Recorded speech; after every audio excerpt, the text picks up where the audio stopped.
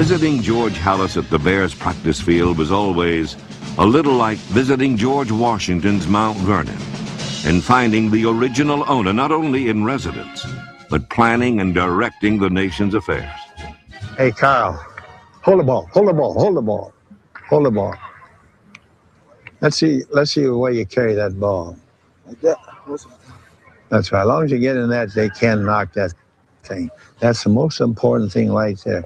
We got a fullback by the name of Jacady, and he just set a record of 13 fumbles. I showed him this the next season. He didn't have one. Ball security. Something nostalgic about Bears-Packers playoff game, huh? A little different than the old high and tight that they taught Tiki Barber, didn't they? Yeah, huh? Man, oh man. We're gearing up for this. Good to see old Papa Bear. Mm-hmm. Oh, yeah, brings the feels. But we'll get this show started.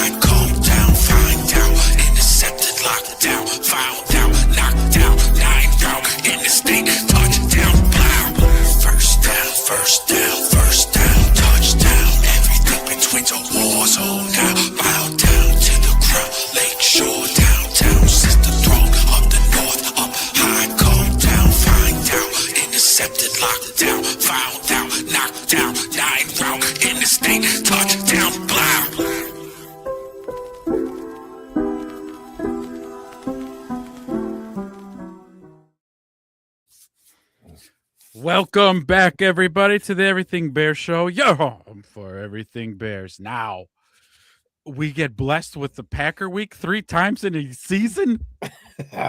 Where's Bruce Buffer? It is time. Wow. Let's get ready to rumble. Bring them all out, right?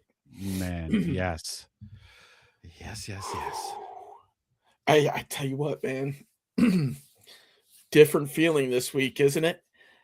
Oh, yeah. Especially compared to last week and that letdown. Got over the midweek hangover after Wednesday, Thursday, and we're here. We're talking about a Bears playoff game. I know. Everybody's starting to file in, guys. Give us your initial thoughts. How you feeling? What are you guys doing for the game? We want to hear it all. Man, it's where I'm at. It's going to be a ghost town. It's going to clear out. Businesses are going to be dead. You might as well close them down by 6 o'clock, ladies and gents, like Christmas Eve. Oh, yeah. And stock up on milk and toilet paper before everything shuts down. Because, yeah. Mm-hmm. Oh, man. Yeah, if you guys are filing in, find your seats. Welcome. Really quick before you find your seats, go ahead, drop an FGB in the chat for us, huh? Yeah, because we got Packers week again, baby. Now, as you mentioned just a second ago, the huge gut punch that we all got from last week's game. Let's not let that carry into this game. Okay, them boys are reset. Ben Johnson's got them refocused. Time to go 1-0 this week. You know his routine, and just because I'll tell you what, on Wednesday's show, and I apologize. I went back and I listened to the show, and boy, was I a downer. Maybe I need to sleep on it for a few days because boy, was I really like panicking over going into this game on Saturday because of that performance that they showed us against the Lions. But shake it off. I tell you what, man, it was tough. It was a tough show to do. You and I were in very similar moods and mindsets where we just wanted to push this one aside, the Lions game, to get to this thing, right?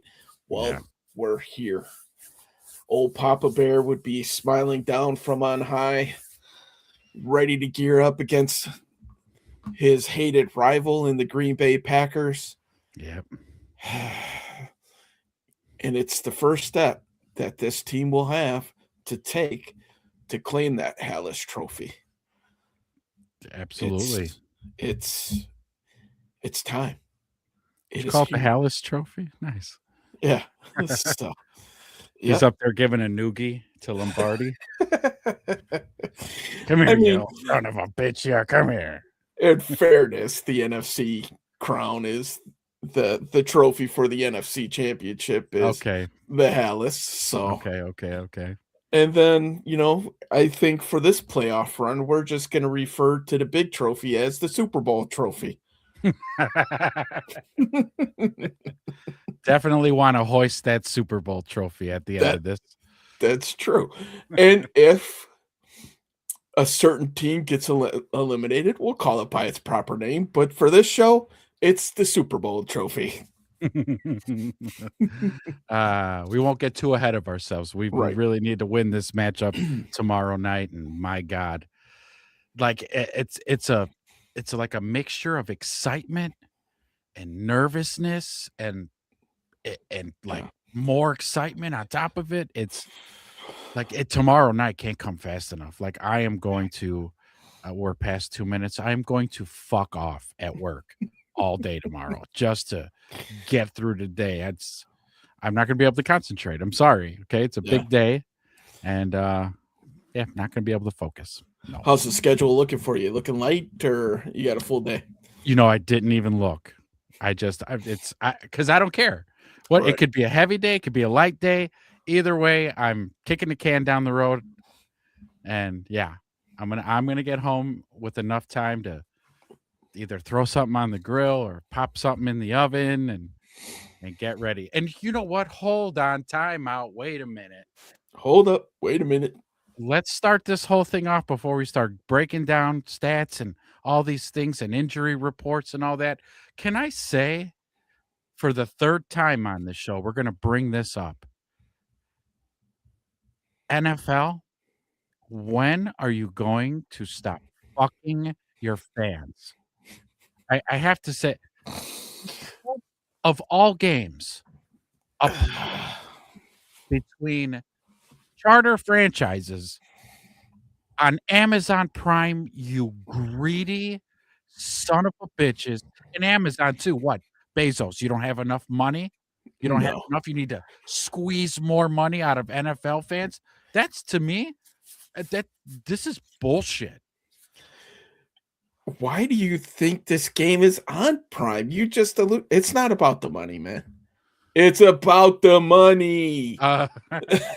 He has enough money that he goes to the NFL and says, I'll take this game. Thank you very much. I did hear an interesting stat about Amazon Prime. If you were to guess how many households in the U.S. have Amazon Prime, what would you put that percentage at? 30? This number will blow you away. Higher. No. So higher than 30? Yeah, the price is right. Cue the music. If you guys got any comments or you guys got any guesses, put them in the comments. How many, what percentage of households in the United States have Amazon Prime? I said 30%. Wedge says higher. Let's 60? Higher. What? Higher than 60%. Higher. Oh my God. $1. $1, Bob Barker. I'll take. If you're saying 100% lower. Okay. 75% of higher. Higher than 75. Mm-hmm. How the frick did they? Well, okay. I nobody's guessing in the chat. 75. I can't guess much higher. What's the number? 80%. 80% of American households have Amazon Prime. Correct. They pay for Think Prime. about just about everybody in this nation buy something off of Amazon, and if they do, they have Prime. So yeah. Yeah, that's Wow. what I heard. I couldn't believe it. I wish I had the rewind button, but I knew exactly what I heard. Because the local sports media was complaining about the same thing about all the different paywalls, and we said it. The in order to watch every single game throughout the year, including Thursday nights, the holiday games, everything else, you have to spend $1,500 um, for subscriptions to be able to watch every single game via streaming. That Wow. is absolutely crazy. That has your cable bill in there, that has Prime, Paramount, Peacock, Netflix. What am I missing here? That might Hulu, be it. Yeah, HBO. that's right. Hulu, yeah.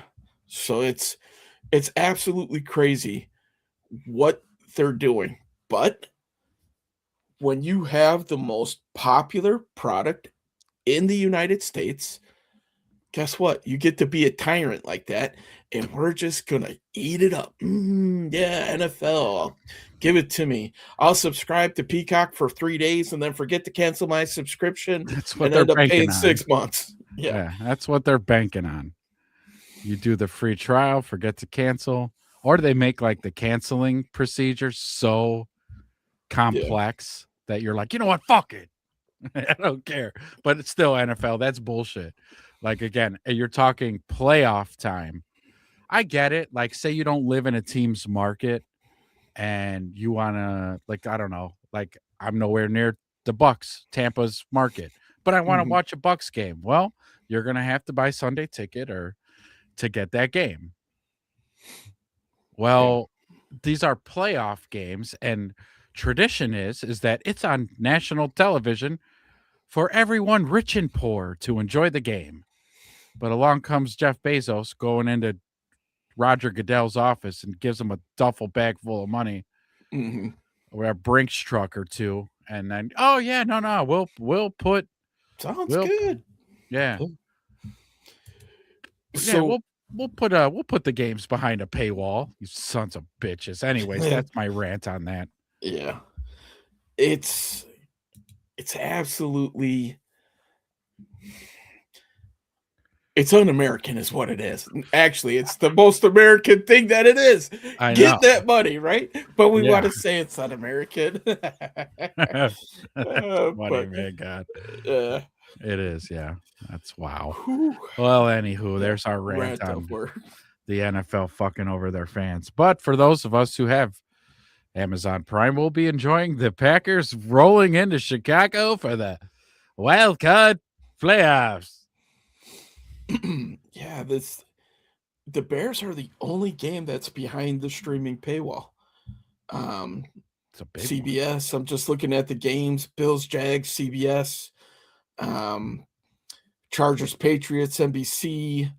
Texas Steelers, ESPN. Okay, technically, right?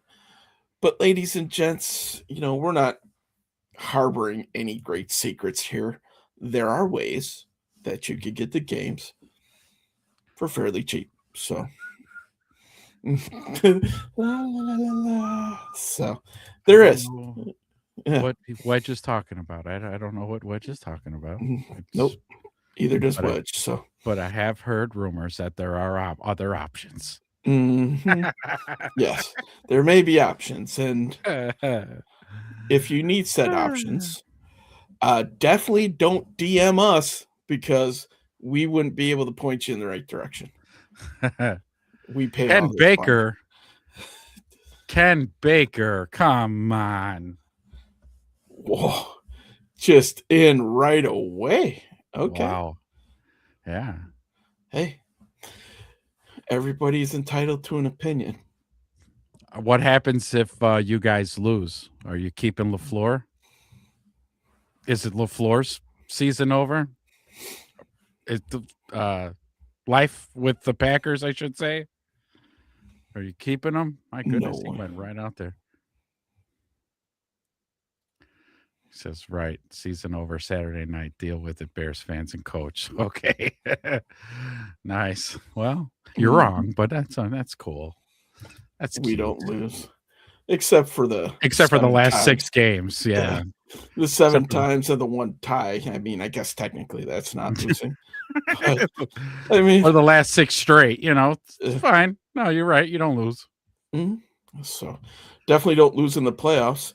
Having 2 Hall of Fame quarterbacks for the better part of 30 years and only having 2 titles to show for it. Just one more than the Bears have in the last 40 years. So Ow. that's true. Ooh. I mean, facts are facts. Yeah. But yeah, I don't know. But I will say, Mr. Baker, that it's going to be a good game. Whoever wins. Although I'm sure it's going to be the Bears, but I think it's going to be an absolute slugfest. it will. It's going to be a bloodbath. This is going to remind us of the old 80s rivalries where people are going to be wearing towels with numbers written on it under, tucked into their pants and shit like that. And I mean, look at what Josh Jacobs said. He's not saying they're going out and cheap shotting, but we're going to go out and start cheap shotting people. Right? Or playing dirty, not cheap shotting. I stand corrected. So, yeah. I do remember that last playoff game. Baker, I'm glad you brought this up because we were going to talk about it. So it's a great segue into this topic here. Baker, can you tell me who the Bears starting quarterback was for that game and who finished that game for the Bears? Which Bears officially took the loss? Bears quarterback? She's going to show your age here a little bit, Ken. Mm-hmm. Yep. Which is fine. We're not youngins either, but let's see what your age range is. Tell you what, I'm going to help you jog your memory. So, if you remember a certain game that the Bears and Packers played a couple weeks ago, where one starting quarterback got knocked out, 100%. I agree with you. No injuries, no injury excuses. You are right. But man, your camp had all the quarterback excuses in the world for that last regular season game, didn't they? Well, if we're going to play in this world, Jay Cutler started that game, and Caleb Haney finished that game. So you beat Caleb Haney in a championship game. Congratulations. Cheap shotting, saying the Bears are cheap shotting. Hey, you guys cheap shot too. That hit on DJ? Come on, stop it. That's the rivalry. That's what it's a rivalry, baby. If you don't hear us fucking crying about it. If you don't think your team could take it, then come over and support the blue and orange, man. Yeah, that's all good. I mean, we like all different opinions here, so I appreciate you helping us get the playoff rivalry juices going. I know that's you're great. doing a good job, right? That's great. Yeah. So it's going to be interesting. And to your point, Baker, in all seriousness, I truly believe the team that can handle their emotions the best in the first half will have the upper hand for this game. Right. You look at the Bears came out in that last game during the regular season, and everybody was jacked up. Brisker was flying around. Everybody's throwing forearms. People are taking shots in the back and everything there. So it definitely will dictate, because if teams are dishing out 15-yard penalties, and I'm pretty sure that a couple of them will get dished out anyway, it's the team that can control their emotions. And let's hope that both teams, well, in our opinion, let's hope that the Bears learned from their mistakes in that first one, because I think it took them out of their game a little bit in that first one. So, where are the Bears fans? I know. He says no Bears fans on this line. They're coming. No, I'm just kidding. They're coming. They show up. Alan, Christopher, where are you at, guys? So, but yeah, man, it's going to be interesting. So, I definitely think, to your point, Bigger, there will be some fireworks going on. Let's just hope the boys can keep it between the lines and between the whistles. Man, those pads will be popping. And that's one of the reasons why we're so excited for this game, right? It's going to be just mayhem out there. Organized, controlled mayhem with a car crash on every play. I can't wait. Sign me up. there's gonna be a lot of people leaving on stretchers tomorrow. I think both teams. I mean, I know it's playoff atmosphere and it's win or go home.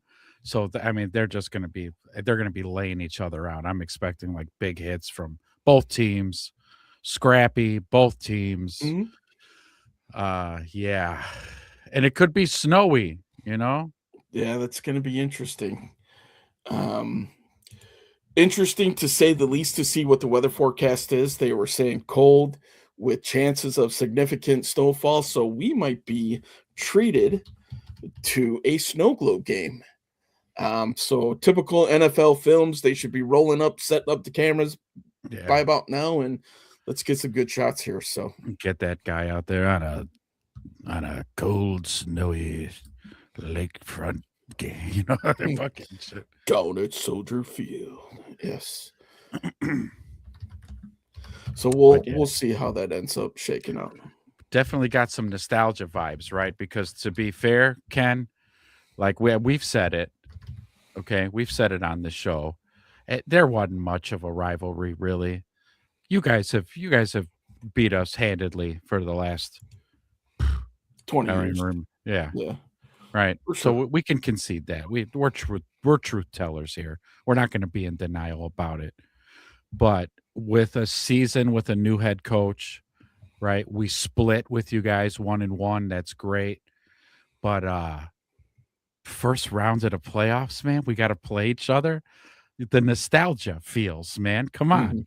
right? This is why they play the game. This is why we fan for these types of games, man. This is now it's no NFC championship, but let's face it, neither your team or ours would have made it that far this year. Yeah.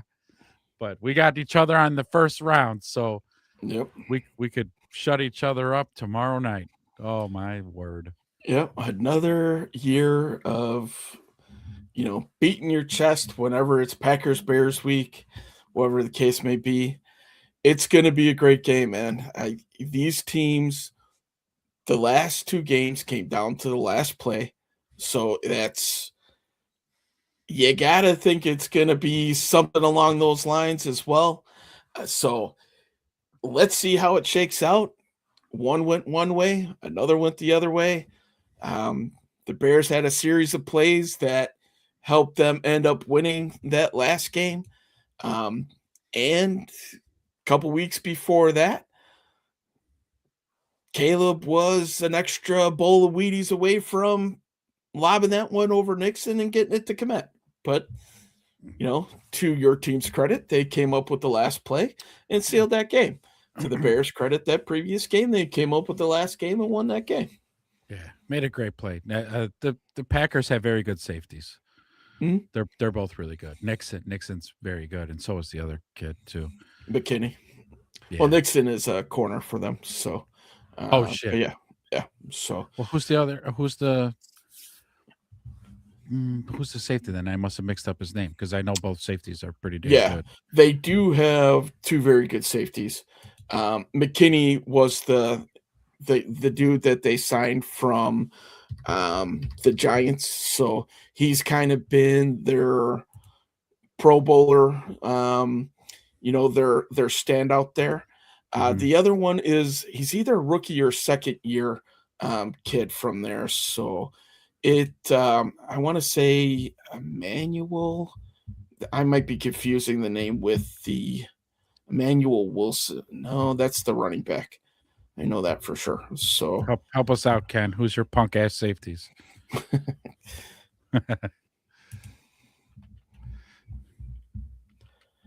Jeez, I'm drawing a blank. Evan Williams. Yes, thank you. I knew it was around there. So who the young kid's having a good year for him. He was hurt in the last matchup that they played the Bears. I definitely think that hurt them there. So but going into this game, while we're talking about players and injuries, both of these teams seem to be relatively healthy. going into Yeah. this. So this is going to be a full compliment for the Bears. Bears got great news getting Rome back. Ozzy Trapillo's coming back. That's Then going to be a huge help. some kid too. I might mess up his name. He's the Kyler one who does Gordon. this thing, isn't it? He does this. He does that thing. Yeah. He's supposed to maybe be on the field too. So I hear he's pretty good, Bro, when he's healthy. I saw him on the milk carton. I'm pretty sure his name is Kyler Gordon. Oh yeah, that's the guy, Kyler Gordon, the one that everybody's been looking for. Right? They put his picture on the milk carton. Mm-hmm. Yeah. I tell you what, do you hold them on at pregame warmups? I don't know. Yes. Yeah. No pregame warm-up. What are you doing, Kyler? No stretching. Get in the sauna. That's how you're warming up. Yeah. No. Get back in the locker room, kiddo. Nice try warming up. You too, Rome. Get in there. Mm-hmm. No, not for you either. This is kind of one of these things. Like, and I appreciate the effort. Right. All hands on deck. Here we go. The cavalry's back. But as we've seen from our linebackers, from Jalen Johnson, at what percentage of health are you really at? Yeah. So we're going to get a 75% Kyler.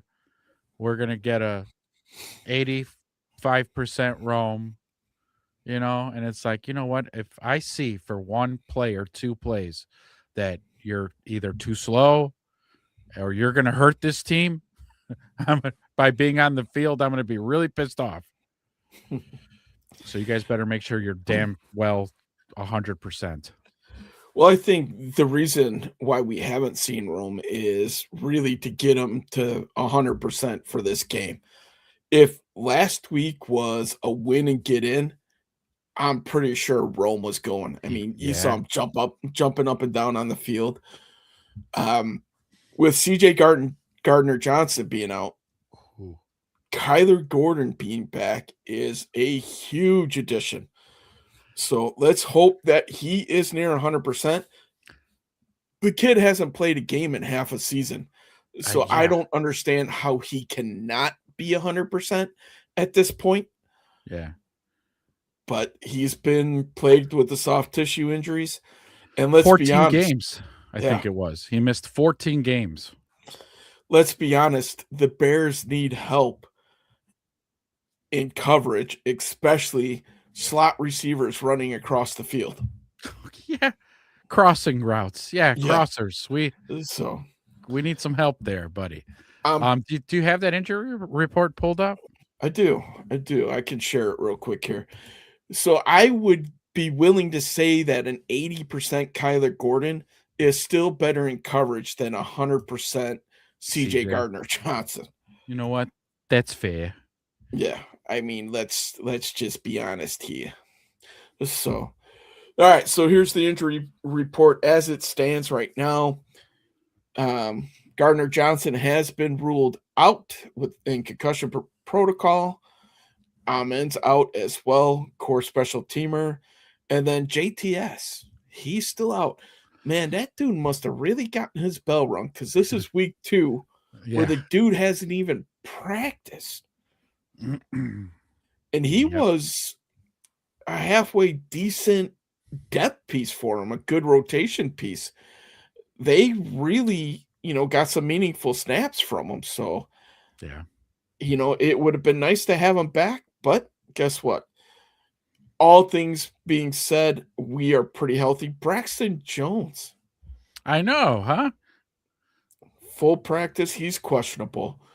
I don't know. People were saying that there was a picture going around of Ozzy Trapillo's thigh. Have you seen that picture? Oh, I guess it was like gnarly bruise. Gnarly. Yeah, it's gnarly. But he's back. Good to go. I guess he was having a little bit of pain with movement and stuff like that. So just a deep muscle bruise. But he's back. So we'll see, man. This is about as healthy of a team that we've seen all year. So we have all of our day one starting linebackers in. We have all of our day one secondary is healthy. Yeah. So let's see who they're going to play. Let's see if Stevenson is going to be opposite Jalen Johnson or if we're rolling with Nashawn. And then, not that it matters, our day one D line is in there. So yeah, we'll talk about that here shortly. And then for the Packers, the only one that's been ruled out so far is Dontavian Wicks. You see names or you don't see names like Josh Jacobs, who was banged up in the first meeting. He's not on the injury report. That's got to be big for that team because in the last meeting, the Packers ran the ball 40 times. So guess what? You better tighten up those pads and buckle up that chin strap and bring your lunch pail because they're going to be running right at you all game long. Bring your hard hat, boys. Yes. Bring the lunch pail, whatever you want to say, right? Looks like they got their guard back in Aaron Banks. He's good to go. Haven't heard anything on Bullard or Brinson. I did see somebody posted a Packers injury update via video right before we went live. So obviously I have not had a chance to check that out in depth. Zach Tom did not practice Thursday, so I'm guessing that does not look good for them. He is their starting right tackle. Yeah, I thought I had heard Dan Wiederer say that he's going to play. Okay, so he didn't practice Thursday. Maybe it was a rest day then for him. Yeah, I was just seeing that's posted through Thursday. So yeah, I mean, he might have just been a rest day, and he was full participation for today. It's not posted. So yeah, it looks like both teams are going to be pretty healthy. Right. Malik Willis, I'm not even going to make any Malik Willis jokes and Jordan Love jokes, but we'll just let that sleeping dog lie, I guess. He's supposed to be available and all that as well. So yeah, I mean, there shouldn't be a whole lot of excuses on the table. No. Right? Yeah. Going into this. No. Yeah, this is going to be a downright fist fight. Back alley fist fight. Mm-hmm. Oh my God. It's going to be epic, man. It's going to be epic. If, like you said, majority of both rosters healthy, no more excuses, man. Toe to toe, 10 toes on, 10 toes in it. Let's go. Yep. It's your best versus our best. Let's see who's going to win. And personally, I'm glad this is at Soldiers Field, obviously. So that always helps as well. For sure, yeah. We're going to have that fourth phase rocking the house, screaming and yelling and doing all that good stuff, man. I really hope, man, Bears fans, man, give it your all till your throat bleeds. Yeah. So did you hear like all the social media stuff and players talking about how they're trying to get the message out to the fans where when the Bears are on offense, shut up. Quiet. Yeah. Yeah. So, just envision Peyton Manning out there, swearing at you guys, calm it down. So, right. Shut up. Shut the fuck up. Yeah. Come on, Bears fans, we're smarter than this. You should know when the team's on offense, you be quiet. Drink your beer, eat your nachos. Mm-hmm. Get all that screaming and everything out during the national anthem. If you want to borrow a page from the Blackhawks, do all that stuff. But then, they need to put that big sign up on the Jumbotron that says silent offense at work type of thing. At work, yeah. Yeah. So come on. Yeah, you don't want to be screaming. Let Caleb's cadence do some work. Can't do it if you're being all loud and stuff. Save all your screaming for when the Packers are on offense. Yes. No matter what the score is, you guys got to be loud and proud. Yeah, and that's yeah, totally. I agree because like if since we're starting to figure out who this Bears team is, don't forget we don't start playing football, folks, till we spot the other team 2 scores. Mm-hmm. if that happens, the Packers come out of the gates fast and we come out of the gates slow, do not let that take the wind out of your sails. You still got to be engaged in the game, screaming and yelling, all that good stuff, and disrupting the Packers offense. You still got to be loud. Don't let the Packers take you out of the game. Stay in it. This is a playoff game. This could be the final game of the year, so you give it your all. I'll be giving it my all from my sofa. That's true. I will be yelling at my TV, top of my lungs, to at least I could drown out my neighbors, right? So, Yes. Yes. I mean, let's talk about This guy. the start of these games and stuff. Thank you for the comments, Ken. Thank you. Yeah. Man. We don't care about any yelling. I know. I like that new commercial that they have out where the guy's yelling at the TV and the Florida Gator quarterbacks looks over. And he's like, I hear you, man. He's like, we're trying to run the ball. He's like, well, can you try to pass it? He's like, we'll see. So, but anyway, getting back to the game. Listen, if this game starts the same way that it started against the Lions, this team's going to be in trouble. Let's be honest. If they're not scoring in the first half and they don't score until the fourth quarter, it doesn't matter what type of magical season this was or what type of magic is in Caleb's arm. Yeah. I mean, you got to be able to hang in there. I mean, at the beginning of the season, especially after the bye week, this offense came out on fire most of the time in the first drives. I'd love to see how many times that they scored on the first drive.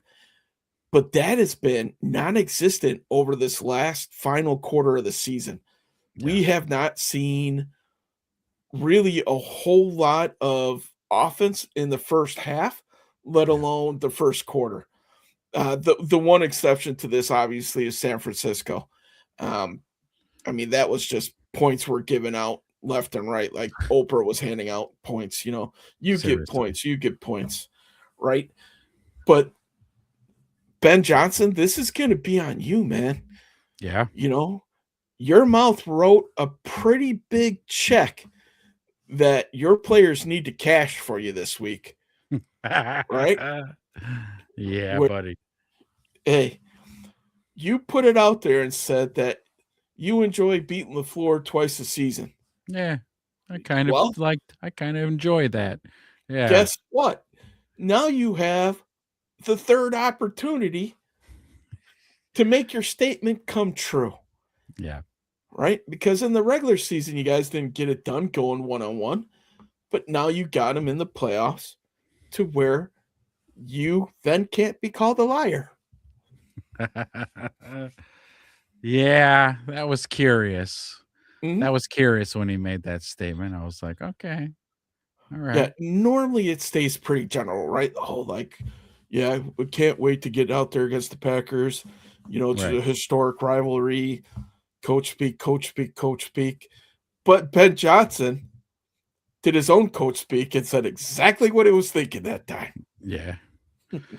Like I was like at that first press conference when he said that, I was like, but coach, we don't have Amon-Ra St. Brown. Right. We don't have Sewell.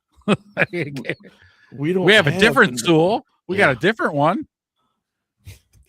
But no, you know who else did that too? Was Lovey, right? Lovey was another one who, when he was hired, talked about we're gonna fucking beat the Packers. All the coaches say it, which you have to. And same thing on the other side, right? Any Packers coach that gets hired in will respect the rivalry and want to beat the Bears. It's just Packers have been on the better side of it for quite some time now. So 20 plus years. Yeah. So it's I mean, that's the beauty of the playoffs, right? It's win or go home. Yeah. Winner takes all. Winner takes all. Leave it all on the field, because if you lose, you got all off season to recoup. So you better just leave it all out there. And that's what's going to make the game so great, because the Packers are coming in with that energy too. So there's going to be helmets slapping. Okay. Any takers, Bears fans? Fuck you, Ken. Any takers on Manungai's stickers coming off his helmet? Anybody? I bet he's got at least one C peeling off by the end of the first quarter. But wow, that soon. I was going to say just Yes. by the end of the game. No, I mean, his stickers are flying off right away after the first drive. Like, whoever puts his stickers on probably has started super gluing those things down, man, because they're always flying off. Yeah. And it's going to have to be like that. I mean, I hate to say this, well, no, I don't. But the Bears need to run the ball. Like that's my advice to the coach, Ben Johnson. Believe in your run game, okay? You know you have a good run game. You know this. Run the ball. Yeah. Run it, and run it, and run it, and run it, and fucking run it. And that's it. And just out physical the Packers. Yeah. Beat them up physically. Beat them up. That defense, the Packers defense is reeling a little bit. Now listen, they're still one of the top units in the league. Obviously, Micah Parsons being gone affected them greatly. It would affect any team greatly, losing a guy of that caliber, right? Yeah. No hot take there. But at the same time, this defense, I would say, probably lost a little bit of their swag. They're still a good defense, don't get me wrong. But I would definitely think that they lost a little bit of swagger, especially with the outcome of the last several games. Now, the last game of the season, they didn't play anybody on either side of the ball. So, that was a rest. That's going to be another interesting thing. And Ken, if you're still hanging around, what are your thoughts, man? Would you wanted to see Jordan Love in for a series or two just to shake the rust off?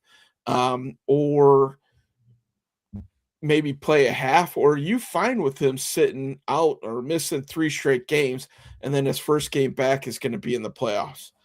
The one advantage that he has is he's been in the system for 6 years.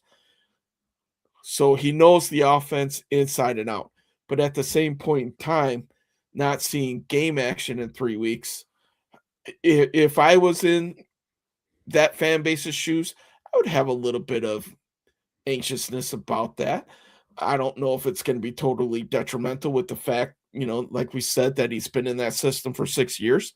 Yeah. So he knows it pretty well, but I don't know. That's where my head's at on that. That's where my mind state is. I don't give a shit if he's missed the last 3 games. He's been in that system long enough. He's played enough downs of football. That don't take him fucking lightly for a second. Yeah. I guess the other part of that too, it probably isn't that hard to turn around and hand the ball off to Josh Jacobs most of the time too. Like, you don't forget how to do that, right? So. Yeah, and that's going to be another kind of one of those deals of this being a heavyweight fight. Is like the Packers, you have to, going into this game, have to know that the Bears' weakness is they can't stop the run. Yeah. So they can't rush the passer.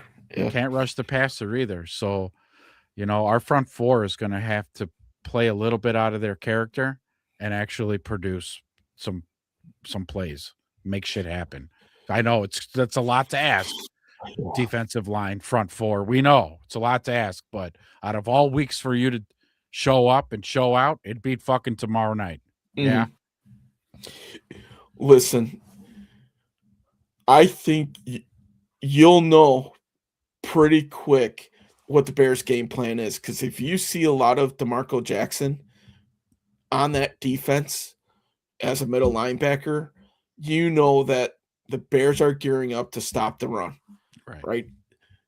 He's probably their best run stuffing linebacker, and he's not a liability in coverage either. He's grading out pretty well with that as well. So if we see a lot of him, you know that they are gearing up to stop the run. It will help having Kyler Gordon around the line of scrimmage, because he doesn't mind getting his nose in there.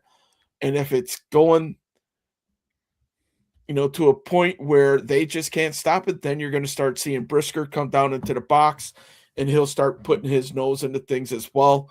But if that gets to that point where they have to do that, then you got to be careful, right? Jalen Johnson better have picked up a step this week because they are going deep and they will go deep to number 9 as early and often, just like they did in that first game. So, yeah, and I think they'll. I mean, again, the Lions might have did the Packers a favor by kind of exposing our secondary of going, hey, check this out. You could just run crossers all night. They just don't seem to want to stop it. Yeah. So, well, I mean, I would think that if you're the Packers, after seeing how your defense performed in man all night, you should see a pretty good mix of zone mixed in this week. I would hope that'd be that lovely. You can make that adjustment. Yeah, that would be fucking lovely. Can we please? Yeah. Zone coverage, it's when you don't get a fucking pass rush. I mean, these zones are wide open. These windows are wide open here. So I'm telling you, I just don't look, man. Montez Sweat needs to play out of his fucking mind. He just needs to. And Austin Booker, too. I know I'm asking a lot, kiddo, but you, too, need to be playing out of your mind tomorrow. Yeah. I need to see production like we haven't seen all season. Okay? We haven't seen it all season. I just need a nice, full, solid 60 minutes of you guys just balling out, hooping. Yeah. Okay? Like, because otherwise it's going to be a long night, like you said. And if the offense has got to keep up, it might not even turn into that. If the Packers can run the ball, they'll just dominate time of possession.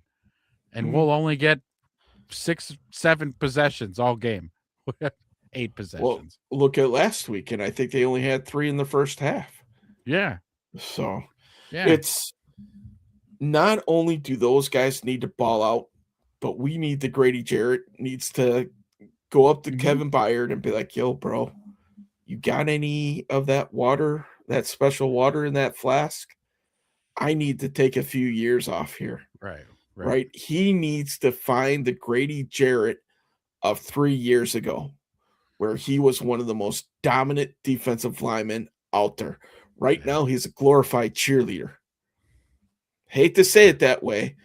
And damn, we're paying him like he's the hottest cheerleader out on the field. Okay?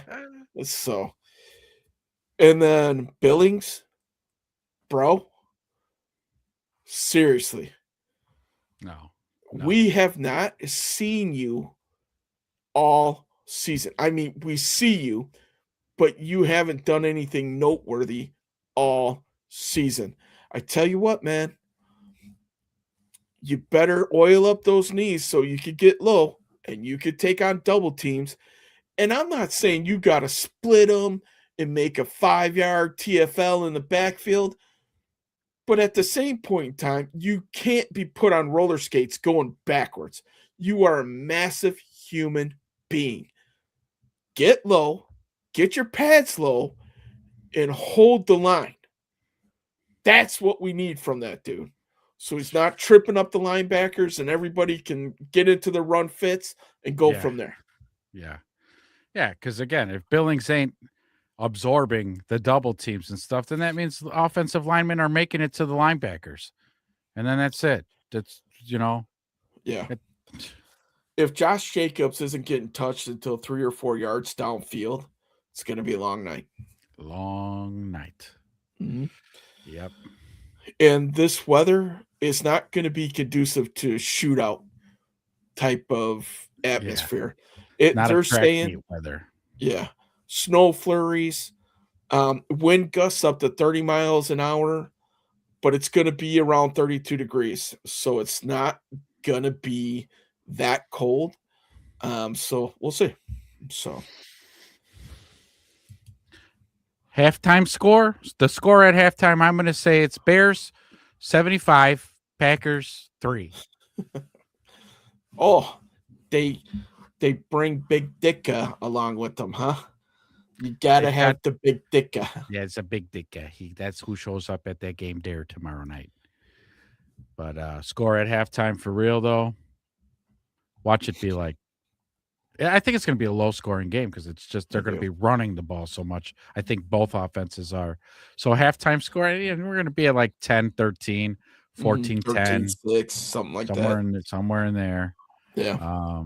I swear to God, if there's going to be like, and you know there's going to be because this has been the story all season for Bears fans, with the late game heroics, right? We'll catch Green Bay's defense on a lull somewhere between the third and fourth quarter, whether late in the third, early in the fourth, and then, Caleb will do some Superman stuff and we'll get a touchdown and then it'll be close. And then the Packers will have the ball with like 3 or 4 minutes left in the game. And our defense has got to make a crucial stop right there. And then, no, that's not the right script. We need our offense to have the ball last. So, because we saw that script last week. Yeah. We're hoping the defense is going to do something. Yeah, well, this time Ben will go for it this week. Yeah. I want to see this offensive line dominate. They have to, man. Yeah. Especially if it's snowy, cold, windy. Packers got green in their jerseys just like Philly did. Like that type of dominant performance where you are owning the time of possession, 35-25, 40-20 type of thing. That's the recipe, I think, to be able to win this game. You run the ball, you get your explosives in the run, and that's what was missing last week against the Lions. I don't remember the Bears having that many negative runs in the run game, and they were stacking 1 or 2 in a series. Right. We haven't seen that since week 1 through 4. So the games before the bye, right? Because that's when the run game changed after the bye. Yeah. Yeah. And it was that very group is fairly healthy. Trapillo's back. Mm-hmm. And you thought maybe with Theo last week, he's a better run blocker than pass blocker, the left tackle, Benedict. You thought maybe they would be able to gain a little traction there. They didn't. Aiden Hutchinson was just too fast, too quick for them. Yeah. That didn't happen. I tell you what, these tackles better be ready, right?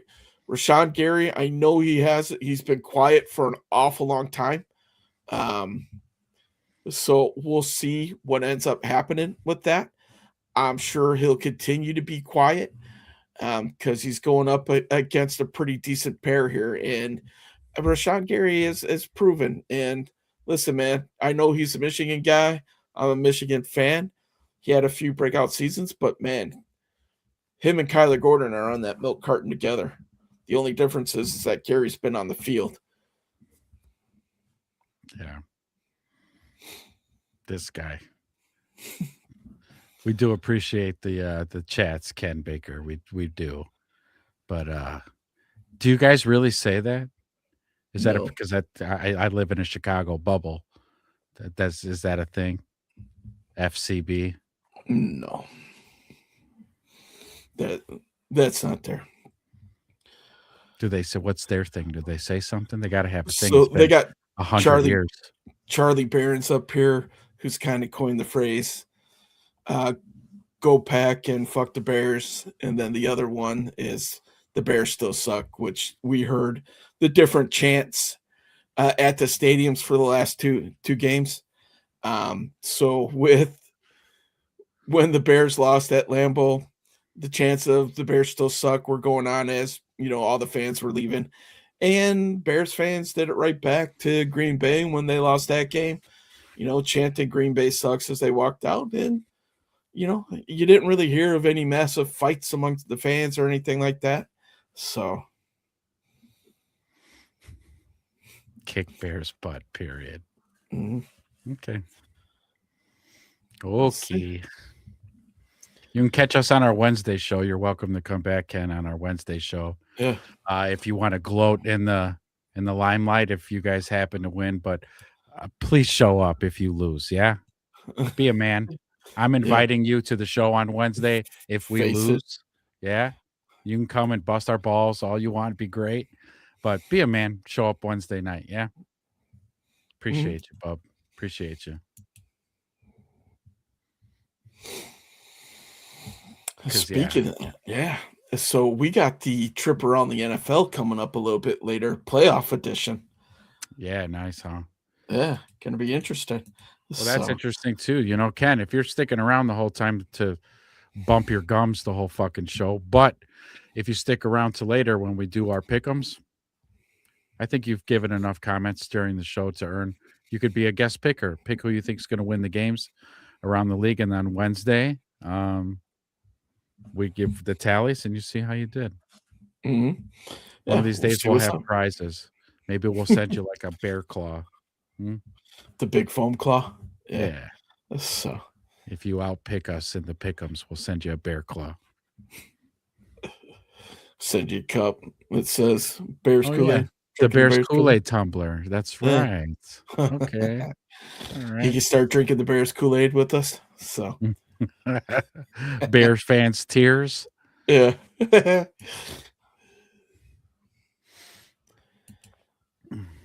Be a whole lot of John going on. The stands are going to be crazy. I really hope that the fans show up and show out just like they did in that last game. And with the way that that one ended, I have no doubt in my mind that that's what's going to happen. It's granted there's a ton of secondary tickets, but those ticket prices were really zooming up there. So Well, yeah. Uh-huh. Well, and they would because, it's going to be the hottest ticket in town. yeah, I mean, we haven't been to the playoffs in quite some time. It's a 2020.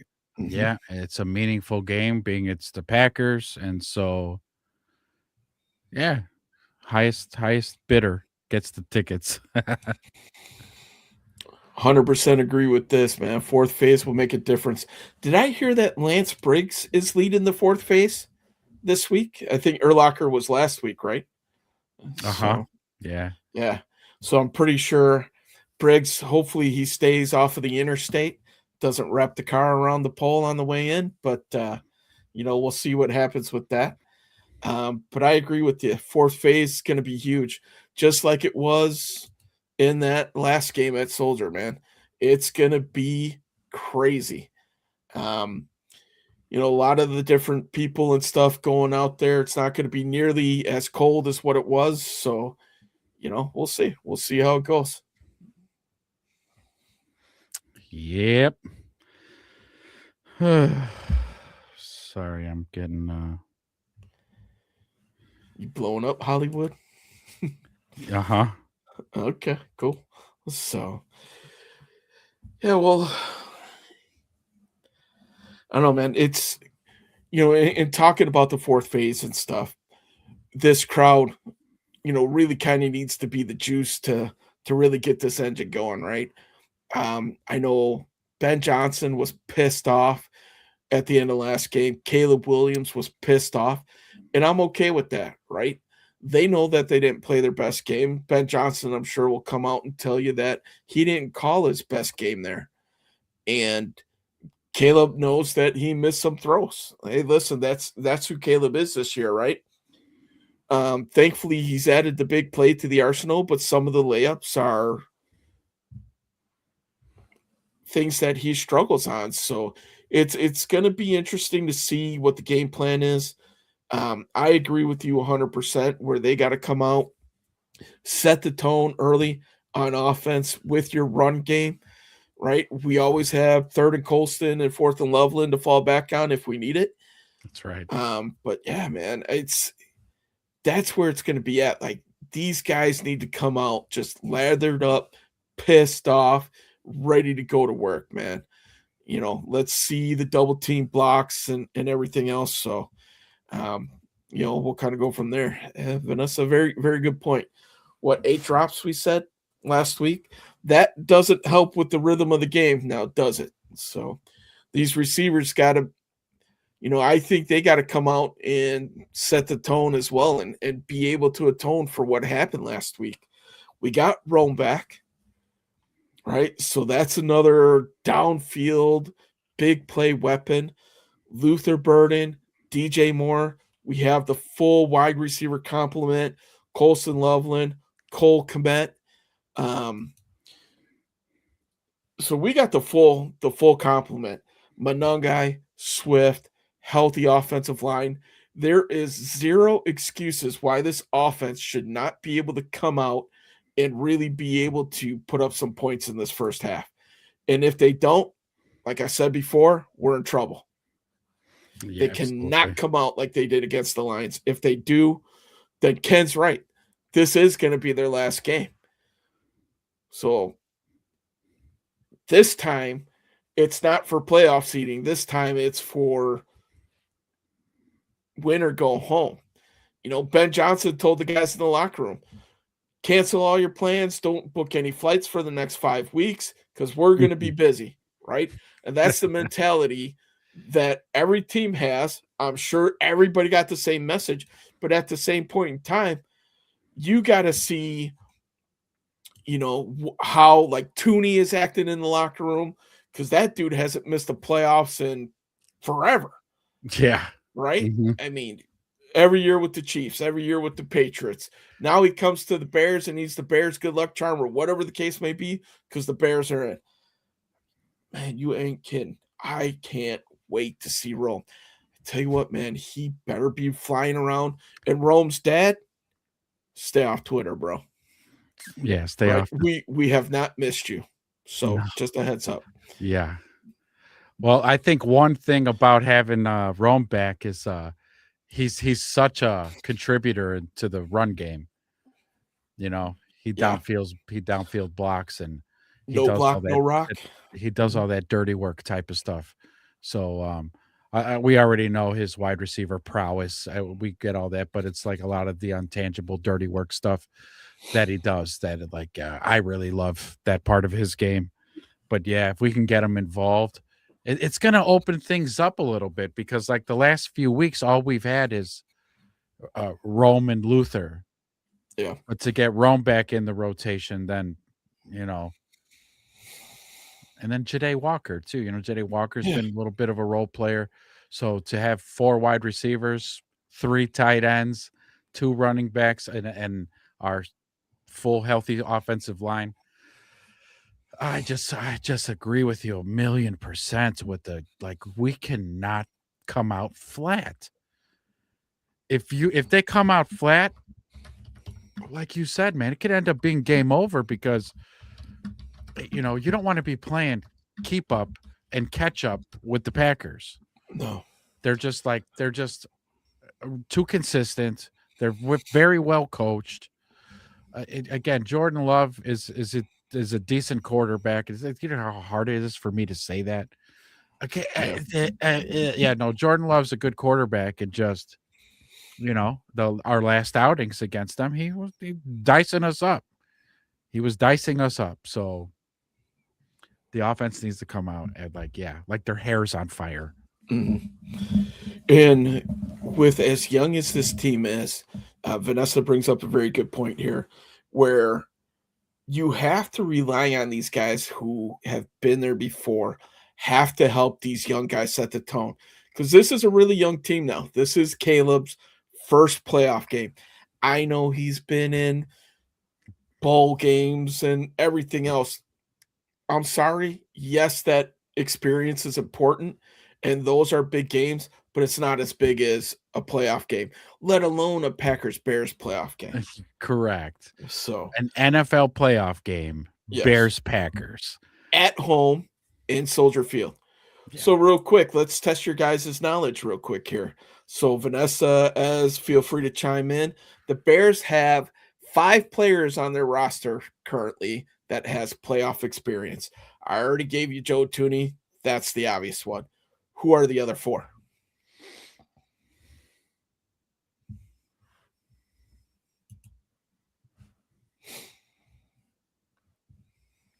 Cole Kmet. Nope. Been in the playoffs? Nope. You mean winning playoffs? Because he lost. He was on the team against the Saints. 2020 Eagles. Okay. I might give you that one. Google be lying. I Googled it real quick. So let's go 5 with Cole Kmet. Because, yeah, you're right. He was on the Eagles. So,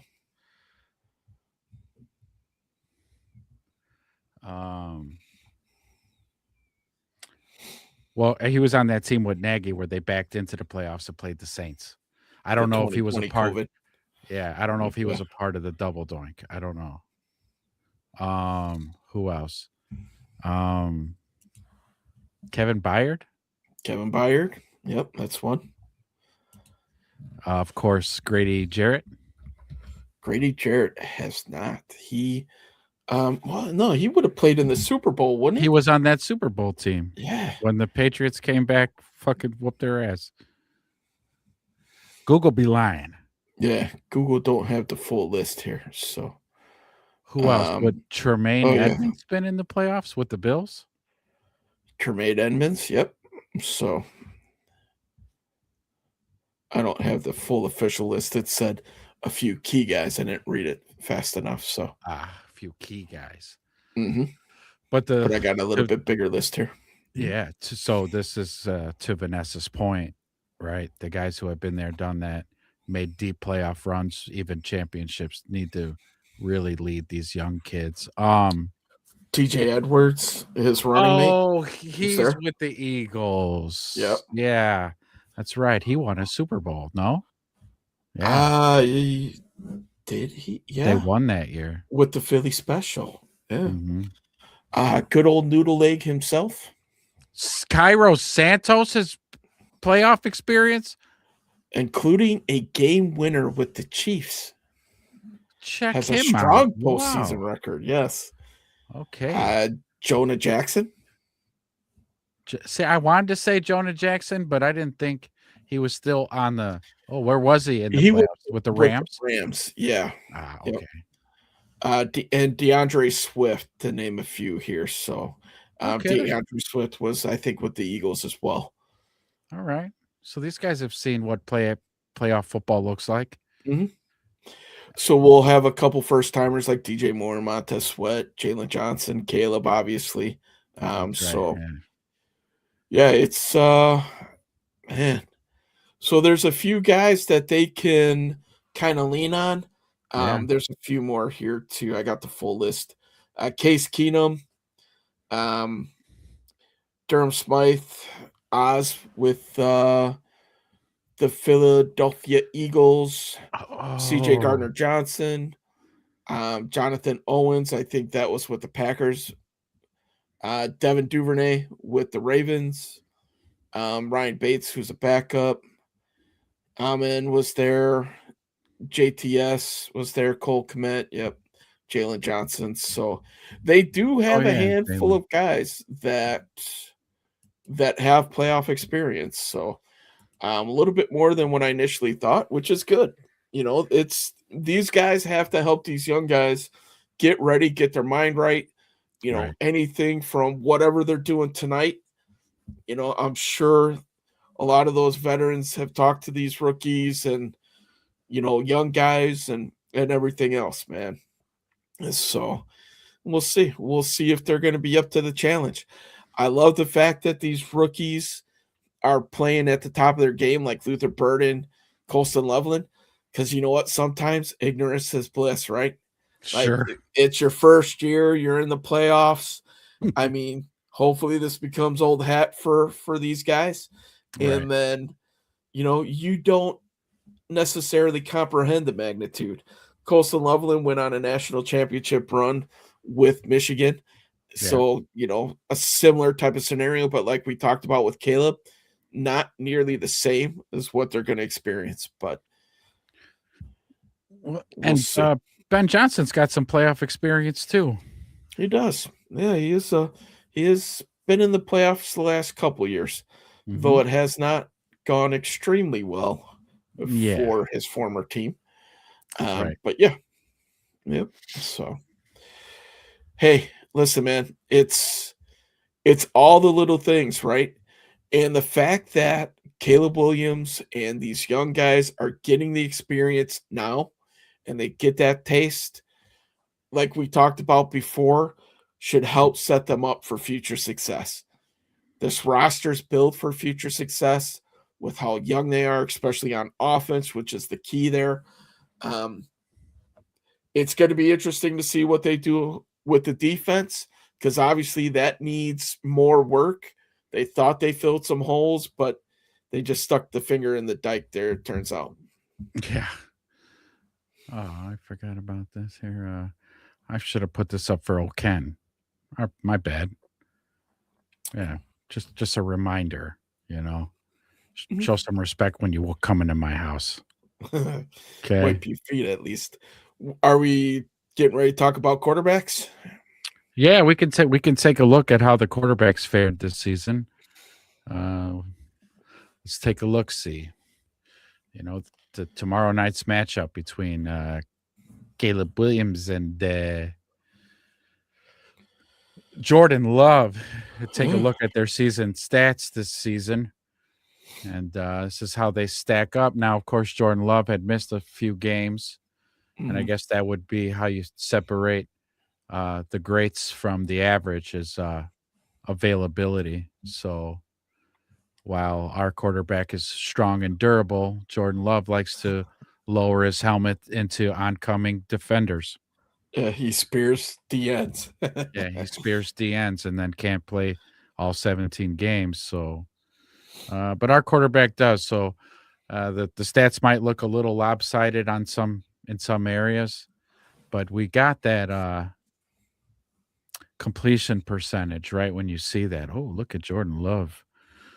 Nice and consistent at 66.3% of his passes to Caleb's 58.1. Well, again, let's not forget that the Chicago Bears are like top 2 or 3 in the NFL in drop passes. So Caleb's numbers would have been significantly, his completion percentage would have been significantly better if the Bears wouldn't have dropped so many damn passes. But even still, he comes in at 3,942 yards to finish the season. Just missing that 4,000, but that's all right. Yeah, so kind of my take on this here too. Let's, as we're looking at this, if you were to project Jordan Love out there, fair being fair, these two guys would have very similar stats, with Jordan Love having the edge in completion percentage, right? If that projected out at 66%. Touchdowns to interceptions, I bet you would have been really close. The amount of time sacked, going to be really close. But here's the difference, and this is what gets Bears fans so excited about Caleb Williams. Jordan Love has been in this offense for 6 years. Caleb Williams has been in this offense for 18 games. Okay? So that's the difference right now. That's why Bears fans are so excited right now. So excited. And here's the other thing too, right? Jordan Love's making what, 50 million a year, 55 million a year. Yep. The Bears still have Caleb on the rookie deal. So 2 more years for sure. The 5th-year option is going to cost them some dough. And then the extension will cost them some money for sure. Because this marriage, this is a long term, man. This is like a Catholic marriage. You don't get divorced, right? There is no divorce. Yeah. So that's why when we talk about this team, we talk about the offense. It's such an anomaly for us to talk about a franchise quarterback. Nobody has ever done it before. Nobody. But we get to. Finally. Damn Skippy. Yeah. Damn Skippy. Oh, man. Yeah. Yeah. That for me, again, another huge component to the season stats is that, man, to remember that Caleb last season got sacked 68 times. Yeah. So 68. And he cut it down, and the Bears as a team cut it down to 24 with a lot of different factors. They beefed up the middle of the offensive line, of course, and his I'm sure his release times have come down too. He's playing in rhythm. He's playing within the offense, and he's 3 and 5 and 7 step dropping and getting rid of the ball. So all that contributes to that number being lowered, which is just it's amazing, man. It really is. yeah, It really is. just the fact that the Bears have a competent coaching staff in place with the franchise quarterback and that the stars aligned to where this happened all at once. It's about damn time for this franchise, right? Then we don't have to rely on the outlier season where they go 13-3, Right. or they make the playoffs twice in 10 years. Now we're looking at making the playoffs every year or 9 out of 10 years type of thing. Yes. And the more cracks you get at it, right? It's like swinging at a baseball. You hit 0% of the baseballs you don't swing at. That's correct. That's right. If you're in the playoffs, if you're not in the playoffs, you have 0 chance of winning Super Bowls. If you're in the playoffs 9 out of 10 times, you have 9 chances to win the Super Bowl, right? That's basics. Yep. Yep. That's great, man. Wonderful. That's a wonderful graphic there. Love it. Yeah, it's absolutely. Yep. Well, we're at the hour 15 mark. There's less games to pick if we do around the horn before we go our keys to the game and game predictions. But I don't know. We could spend more time breaking down the playoff games. Get a little more long-winded about it than rapid fire. Yeah, sounds good to me, man. So wild card weekend coming up starts tomorrow. So we'll start with those games here. It looks like the NFC drew the Saturday ticket for these guys. So we'll start with the first game. Obviously, we'll leave the Bears for the last.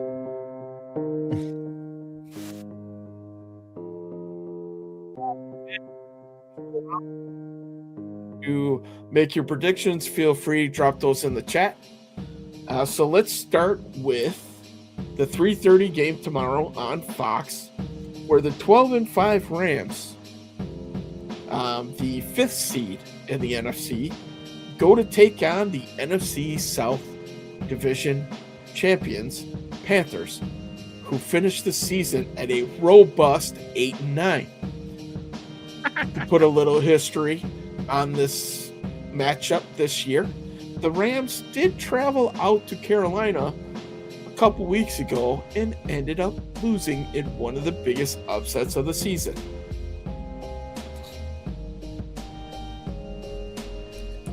I mean, I'm not going to throw out there that the Rams turned it over 6 times that game, but... So there's that, right.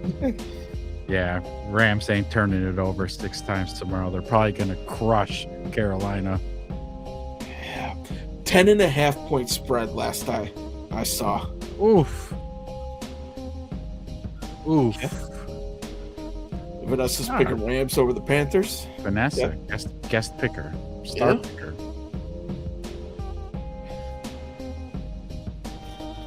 You taking the Rams? Taking them Rams. Yeah. I'll take them covering that spread too. All 10.5 points, huh? Okay. Yeah. All right, so let's go to Sunday's games.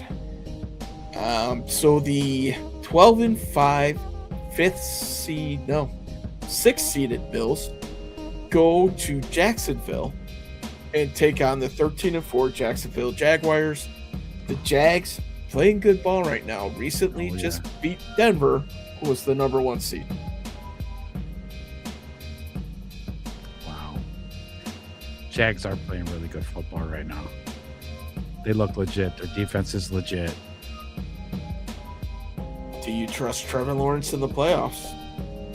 Is this his first time in the playoffs? No. It's I'd not. like to say he's beaten the Bills in the playoffs before too. Stop it. What? Yeah. He's beaten Josh Allen before, I'm pretty sure. You know, it's kind of one of these storylines, man, where one team is ascending and the other one is descending. The Bills, they back into these playoffs? I mean, they won 12 games. Vanessa's taking Jacksonville. She's going Jags. I like that pick, Vanessa. I like it.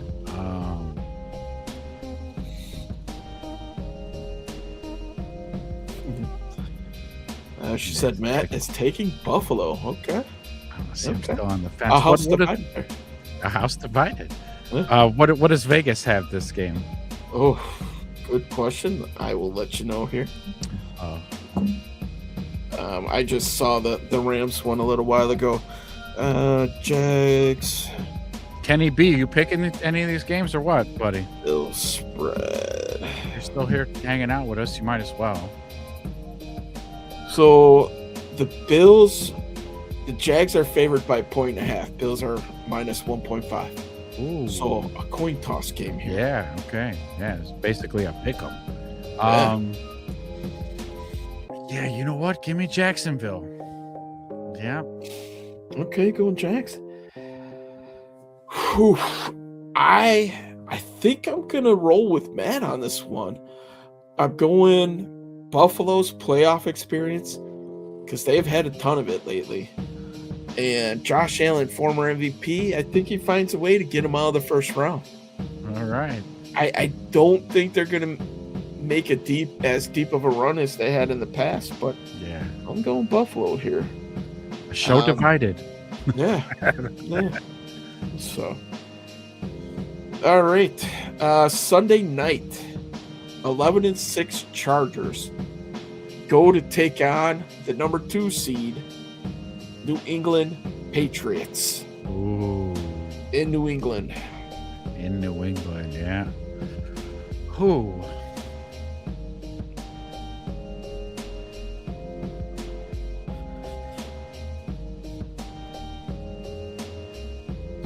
While you're thinking about that, I'll throw my pick out here. I am thinking New England. Yeah, so that's who I'm going with. Yep. Yeah. Drake May is a rookie, so I can see them slipping up. Not a rookie. New to the playoffs, just like Caleb. Right. First time in it. So we'll see.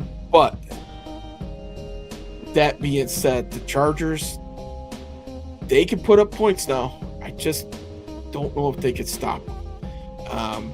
They sat Herbert last week. Make sure nothing happened to him.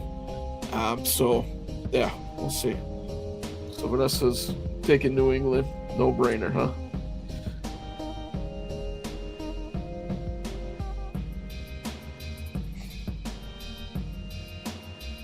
No brainer.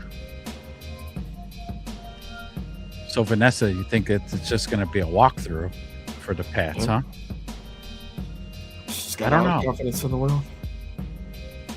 Because like you were saying, the Chargers can score in bunches too, but that defense, you're really not too sure. I mean, if you go off of the philosophy that Crate said the other day, you know, Drake May is nothing more than a strand of hair from Tom Brady that Robert Kraft put in a jar that they grew him from. They grew in a laboratory. Yeah. Somehow he ended up like 6 inches taller. Probably a bigger arm than Tom, too. Yeah, possibly. Quite possibly. Yeah. Whoa. Okay. Yep. I think that's the Pats across the board. Okay. All right. Monday night game. We have the Texans taking on your AFC North champion, Pittsburgh Steelers. PU. What a game. Man, Brady's dogs are clones, huh?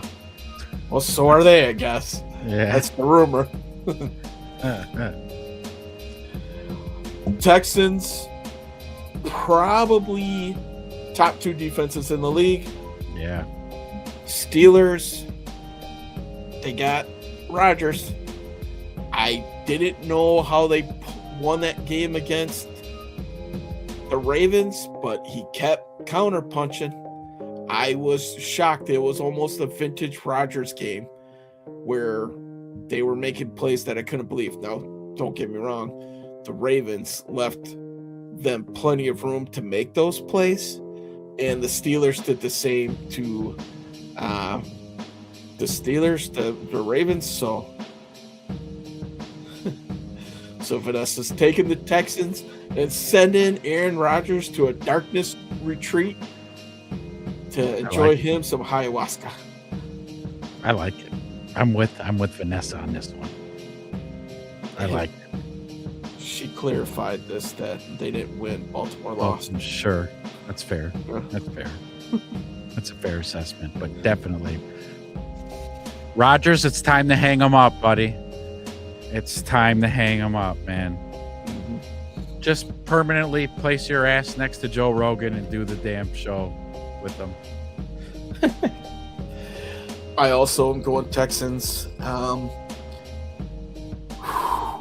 I just hope Rodgers makes it out alive. These 2 DNs are nasty. Danielle Hunter and Will Anderson. Filthy. Yeah. Watch out, man. CJ Stroud has enough to get it done. Him and Nico Collins, former Michigan man as well, and Nico. So, pains me to see an Ohio State and Michigan alliance doing so well. But listen, it's the pros, right? All that's left in the past. And now for the big ones, ladies and gentlemen, the final game tomorrow night. Our Chicago Bears take on their arch rival, the Green Bay Packers. Let's start keys of the game. Vanessa, feel free if you want to chime in on any keys of the game. Ez, start us off, brother. Sure, I've started us off like the last, I think, few shows. Okay. I will be more than happy to take the lead here, right? So, okay, keys of the game for me. 1, gotta control Christian Watson. He makes all the big plays for the Packers downfield. Jalen Johnson, please be the Jalen Johnson of old and lock him up. Please. I beg you, right? Figure it out, man. I don't know if you got to put on 2 pairs of socks, lace them up extra tight, but you got to be able to run with this kid. 100%. Make them earn every yard. This is also a good key of the game, which I think we've said several times. We have. Run the goddamn ball. Yeah. For sure. Yeah. This offensive line needs to get nasty. Yeah. And I mean double teaming, triple teaming, whatever the case may be. That will help them control the clock. Yes. Said it before, like a 35-25 time of possession split will be huge for this team. Yeah. Keep that offense off the field, protect your defense. It didn't happen in Detroit. We saw how that first half went. The other thing is, my last key of the game, the offense needs to score points in the first half. A minimum of 14 to stand a better than average chance to win this game.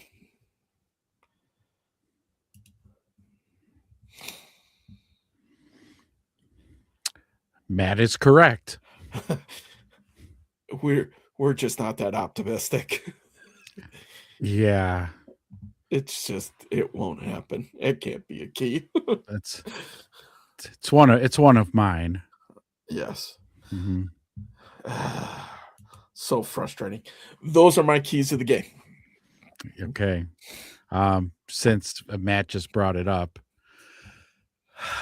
I said it a little bit earlier in the game, so I'll repeat it again. These front four need to play a game like they haven't all season long. Okay. They're going to need to play completely out of character. They're going to be like, they need to play in a way like while we're watching the game, we go, wow, where were these guys all season? Yeah. That's what kind of game they need to have. They need to, on pass plays, get, again, you don't have to get to the quarterback and sack him, but you need to kind of get in his face, hit him, knock him down, get him off his spots, to make him feel you. Make him feel you. Now, also with the front four, they need to penetrate and disrupt the run game, because I am thinking Green Bay is going to give us a heavy dose of Mhm. run game. So if you can get out early and set the tone and give the message of like, nope, brick wall here, stone wall, and let them know like, oh shit, maybe we're going to have to pass it today. Then you guys got to do that, because again, if you don't, and you're getting pushed around and all this other shit like you have been pretty much all season, this is going to be a long, hard, tough game to try to win. Mhm. And for my defense and for the defense, that's my keys, because it's going to boil down to those front four. It really is. Our linebacker play and our safety and secondary play is secondary to the importance of what the front four need to do. They need to channel the spirit of Steve. Yes. Steve Mongo, yeah. McMichael. Yes. Dan Hampton, all of them. They need to summon them all. If they need to have a Richard seance in the always locker supposed room, to- light the candles and do the whole Santeria, whatever you got to do, summon them. Mhm. But I agree. Yeah, they really need to. They need a performance, the D line, like they had against Cleveland. Right? That was the one game that stood out to me where there was constant pressure with that. So, um, yeah, we need Yeah, somebody needs to send a Ouija board to the palace. let Mongo possess them. Hell, we'll even take a drunk Dan Hampton at this point too. That'd Yeah. be okay. So,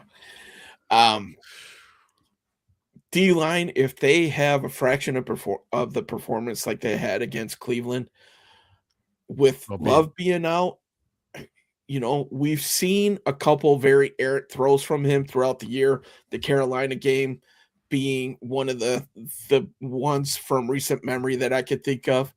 I think he is willing to give one up. He's good Um, for it. He's good for yeah. one, possible two. Yeah. And it's, in terms of the defense, I don't think this defense needs a turnover to win this game. I think they need turnovers, multiple. It's got to be 2 or more to help this defense out. We've seen it. When this team turns you over more than once, the games can get out of hand, especially if the offense is rolling. Now, we've also seen it where they've only gotten one, a la Detroit Lions, and that game was still close. Right? And if they don't turn them over at all, it's going to be really difficult for this team to win. Not impossible, but it's going to be a lot freaking harder than what it needs to be. So, yeah. Offensive side of the ball, I'm with you, Vanessa. Run the goddamn ball. Ben Johnson, sometimes I've been starting to see this in him. He forgets that he has a second-ranked rushing offense. During the course of the game, he usually is forgetting that.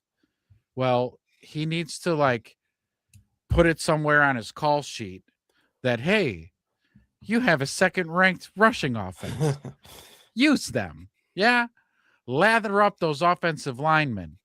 Lather them up and get them in a nice, good lather. Because, again, we're talking about setting tone. Vanessa also brought up controlling the clock. It's so many positive things come out of a strong run game. It's going to be tricky weather, run the ball. Chew up the clock, run the ball. You want to set a tone, run the ball. You punch them in the mouth, run the ball. If you see them start to commit to the box, run the ball. Like you've got, I almost call them Sonic and yeah, Shadow and Silver, Knuckles. Yeah. the Bruise Brothers. Okay, run them. I want to see stickers falling off of helmets. I want to see shards of Green Bay Packer helmet flying off. Just do that. And then that'll open up the pass game. If you need to pass, that'll be great. But run the ball.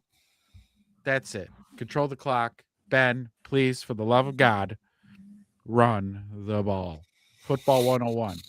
The strong run game sets up the pass. Yes. Especially with this team, right? Caleb throws out of play action, 45% of the time? Yeah. 46% of the time, something like that. Plays with his back to the defense. Yep. I'm sure they've closed some of the holes that the Bears exploited on the last one, especially on that DJ Moore play. But time to find some new ones, right? We don't throw 50-50 balls. We throw 100 balls. That's right. That's right.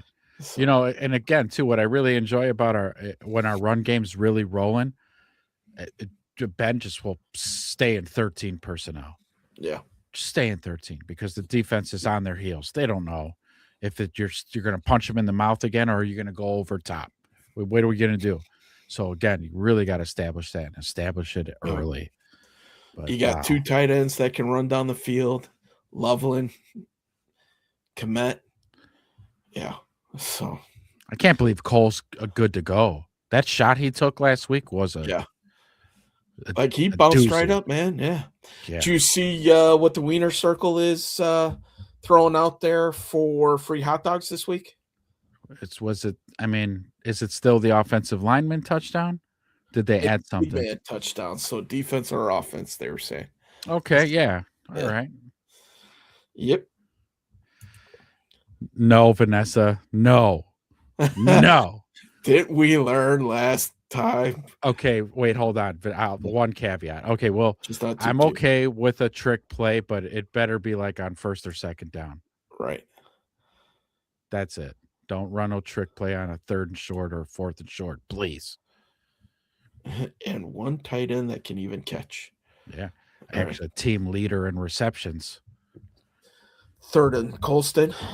Yeah. Third and Colston. So fourth and Loveland. Yep. Third and Colston, fourth and Loveland. So all right. It's that time. It's time to pick the winners. So boy, I have a funny feeling I know which way most of us are going to lean here.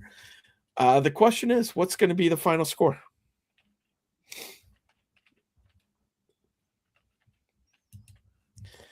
So I will continue to kick us off here. I'm going Bears, quite obviously, at home. With the way that the weather's going to be and the fact that both of these teams, I have a feeling, are going to want to take the air out of the ball and run it and run it and run it. The Packers ran it 40 times last time. I think the Bears are going to have to do the same this time. I do think it's going to be close. A little bit too close for comfort. It very well, the first two games came down to the last play. Boy, I would be okay if it really didn't come down to the last play this time, but that's just how close these teams are right now.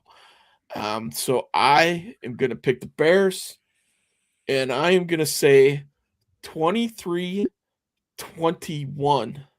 Chicago. 23-21. All right, I like it.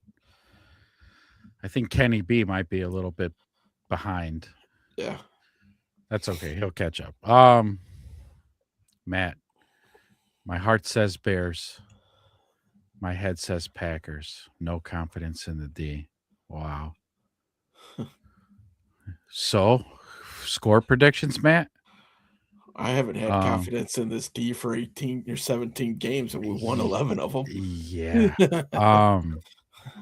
All right, my score prediction. Wow. I'm gonna go Bears, of course. Picking the Mhm. Bears. I think it's gonna be real close, man. I Like do too. we got a meatball in the chat. She's going 24-21 Bears. I wanted to go somewhere around there. I think I'm gonna go like Bears 27-24. There's gonna 27-24. be a bit more scoring than you guys think. I think I think if the offensive line comes out strong, I'm confident that our run game is gonna be very productive.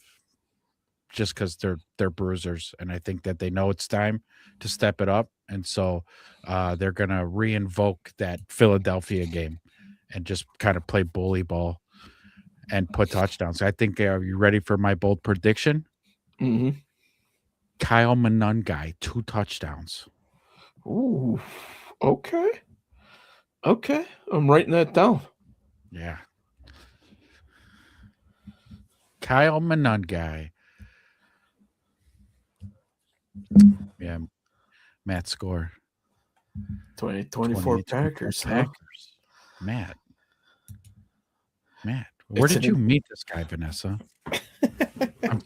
I'm kidding. I know where you met him. He listen, he's been a Bears fan as long as we have. We just we didn't put forth a good enough argument. He's, a battered Bears fan. Nice answer, Vanessa. Okay. Okay. So Matt probably, like most Bears fans, has PTSD. Mm-hmm. A very the kids nowadays, they call it black pilled. So he's like black pilled with the Bears, just like it's all just doom and gloom. Okay. You think about it. Playoff game. We haven't been to playoffs forever. It's against our arch nemesis. Mm-hmm. I get it, Matt. I get it. But this is a different team, Matt. If we're talking Ben motherfucking Johnson. Coach of the year.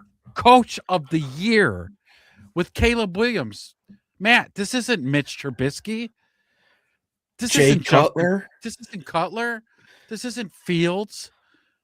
This Rex Grossman. Yes. All those abusive quarterbacks we've had. This is not that team. They've changed. They've changed. Listen, I get it, man. As a fellow Bears fan that has been through everything that you have, I think you have a year or two on me, maybe. It feels like we don't deserve this win, right? As Bears fans, nothing good happens to us like a Packers win in the playoffs. Not today, my friend. Times are changing. There's a new wind blowing through the Windy City tomorrow night. Yeah. A wind that carries legends names such as Buckus and Ditka and McMahon and Peyton, all these guys out there. And they're carrying a W with them. They're carrying it into Soldiers Field. Yeah. Right? Tomorrow is the day that us Bears fans can stand up and beat our chest once again. Tomorrow is the day that we will be victorious. We set the tone for the next 10 years starting tomorrow. Listen, this game is a game of inches. And the team that we have fights for every inch out on that field, whether it be Monungai, whether it be Swift, whether it be Edwards, whether it be Edmonds, whether it be Kevin Byard, whether it be Joe Tooney. This team will fight and fight to the end. Why? Because of us Bears fans. They want to put out an amazing showing for us, for this city. It's Chicago. And if you don't know, now you know.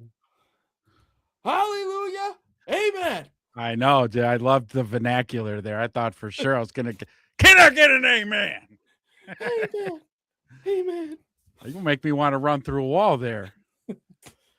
Might have stole a little Any Given Sunday halftime speech from Al Pacino, but that's okay.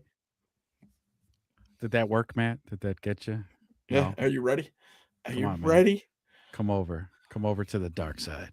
I am pouring the orange Kool-Aid into your cup. The blue, the orange. The victorious Chicago Bears Kool-Aid. You know, there's another factor too to all of this. Okay, it's not just Mongo's spirit whirling around the lakefront. Virginia McCaskey, okay, that big giant patch that they've been wearing all season has maybe been a little bit etherical, whimsical, that pushed the Bears along to these late game heroics and spooky fumbles that seem to happen out of nowhere, a la Jaden Daniels and Jordan Love, or no, Malik Willis. I look at Virginia's going to be all through those seats tomorrow night. Yeah. She's going to be all in the concession stands. Okay. She's going to be in the locker room after the game when the boys are showering. She's everywhere at at Soldier Field. So Virginia McCaskey. She could be the check down from my speech. Oh, like, is everything okay in here? Yes. Hello. Why are you yelling? Listen, what I forgot to mention in my speech as well, I'll get to in a second. He looks slightly more inspired. He says, pour some more of that Kool-Aid for the secondary. It goes well with burnt toast. With burnt toast. Wow. It does. Wowzers. We had another major event that happened in this offseason that we've alluded to a couple times, right? Look at this. In today's bit of Bears trivia, their chaplain is a Walther grad. A Lutheran high school grad up there. Didn't we get a new pope this year? We did. A pope who's a Bears fan. Why is he a Bears fan? Because he's from Chicago. That's right. Yeah. So we have Virginia. We have Papa Bear. And in case you need somebody who's on the right side of the ground, we have the Pope. Yeah, the Pope. And by extension, the big man upstairs. He's a Bears fan now. That's how this works. He's got a direct line to get. Exactly. He offers him the holy beef. As he holds up the beef, the body of Christ. No, it's an Italian beef. Woo. Yes. And the blood of Christ, which is the Aju. Yeah. Listen, it's not coincidence that our running backs are named the Bruise Brothers after the Blues Brothers. Why? Because they're on a mission from God. See? To save the Penguin. Now you're tying it all in. Now you're tying it all together. It's coming full circle. So come on. No, there's no Packers victory tomorrow. They might give a valiant effort. They're a good coach team. But they're, quarterback, as you mentioned, missed the last 2-3 games. He's rusty. It's playoff football. Everything's turned up a notch. He ain't ready.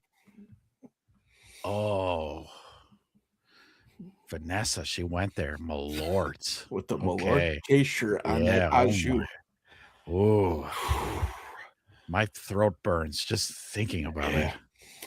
I don't even know if I could get my hands on some Malort. If they win, we might have to. Not that we condone drinking on this show, but We do. We do a little bit. yeah, I mean, just a little bit. So, Oh God, Kenny B, did you catch up finally? Or are you still lagging behind? yeah. Because I don't know if I'm full of crap now or was I full of crap 15 minutes ago. Mhm. You've been full of crap the whole show, Yeah. so I know where you're at. He's feverishly Again. trying to upgrade his Spectrum to get off a dial-up and get that fiber in there, Yeah, running that Wi-Fi. Again, just don't be a punk and show up on Wednesday, okay, Mhm. Ken? Or I'll go to your channel and start bombing your videos with comments about where were you on Wednesday, Yeah. loser. We'll find you. Yeah. So,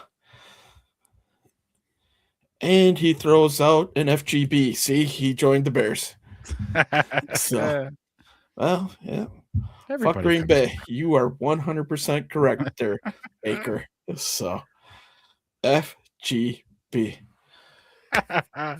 So, Yeah. Well, that was a lovely one. Lovely show. mhm. Lovely show. I now have to go apologize to the missus, as she Yeah. probably thinks that I had a heart attack. So, yeah. All right, y'all. Thank you for showing up. Thanks for chilling. Thanks for talking shit, Kenny B. We'll see you Wednesday, right? Yeah. Yeah, sure. See you I need Wednesday. that outro music, brother. Hit me with Oh, it one more. man. Let's Oh, do it. man. Let's do this thing. I'm putting you on the spot, but Do this thing. Everything Bear Show, yo, Bear Town, Bear Town, Bear Town, Bear Town, Bear Town, yo. Double, baby.